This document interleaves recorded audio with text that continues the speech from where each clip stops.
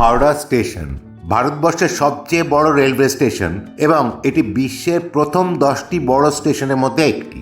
এই রেলওয়ে স্টেশনকে কেন terminal station বলা হয় না জাংশন বলা হয়, এই ভিডিওতে আমরা সেটাই জানব। এখন প্রথম কথা হচ্ছে, টার্মিনাল স্টেশন বলতে কি বুঝি? টার্মিনাল কথাটার অর্থ হচ্ছে শেষ, অর্থাৎ যেখানে টার্মিনেট হয় বা শেষ হয়। সঠিকভাবে বলতে গেলে হাওড়া স্টেশন 100% টার্মিনাল স্টেশন, কিন্তু এই স্টেশনটাকে জাংশন স্টেশন বলা হয়। এর কোনো ন্যায্য কারণ সেভাবে ভারতীয় রেলের কাছে নেই। সঠিকভাবে বলতে গেলে এটিকে জাংশন এবং টার্মিনাল রেলওয়ে স্টেশন বলা উচিত। কেন এটাকে টার্মিনাল বলা হয় না জাংশন বলা হয়, এই প্রশ্নের উত্তর এমনভাবে দেওয়া যাক যে বিষয়গুলো আপনার কাছে পরিষ্কার হয়ে যায়। এর দুটো কারণ আছে, একটা প্রযুক্তিগত আর একটা ঐতিহাসিক কারণ। প্রথমেই প্রযুক্তিগত বিষয়ে কথা বলা যাক।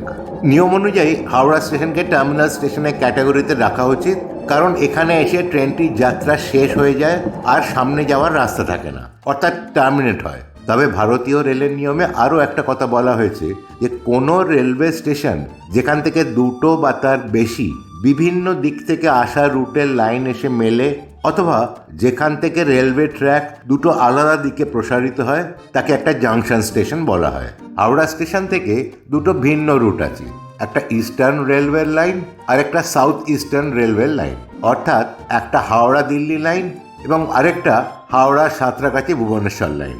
তাই নিয়ম অনুসারে হাওড়া রেলওয়ে স্টেশনটাকে জাংশনও বলা উচিত। আশা করি আপনারা বুঝতে পারছেন যে technically Howrah railway station junction এবং টার্মিনাল দুটোই।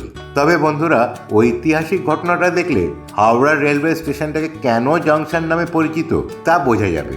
1854 সালে যখন হাওড়া স্টেশন তৈরি হয়েছিল, তখন হাওড়া স্টেশন থেকে কোলফিল্ড রানীগঞ্জ পর্যন্ত রেল লাইন স্থাপন করা হয়েছিল।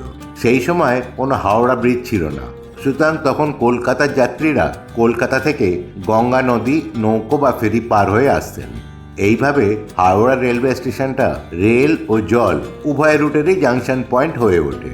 এই কারণেই এটিকে জাংশন স্টেশন বলা হয়। আশা করি আপনারা নিশ্চয়ই বুঝতে পেরেছেন যে মূলত ঐতিহাসিক কারণের জন্যই হাওড়া রেল স্টেশনটিকে টার্মিনাল বলা হয় না, শুধু জাংশন বলা হয়। যদিও ট্রেন এখানে আসার পর তার যাত্রা শেষ হয়, সামনে আর এগোনোর রাস্তা থাকে না। আশা করব ভিডিওটা আপনাদের ভালো লাগবে। আজ এই পর্যন্তই, পরের দিন আরেকটা ভিডিও নিয়ে আসবো। ভালো থাকবেন, সুস্থ থাকবেন। আর যদি ভিডিওটা ভালো লাগে তাহলে প্লিজ লাইক, সাবস্ক্রাইব এবং বন্ধুদের সঙ্গে শেয়ার করুন। ধন্যবাদ।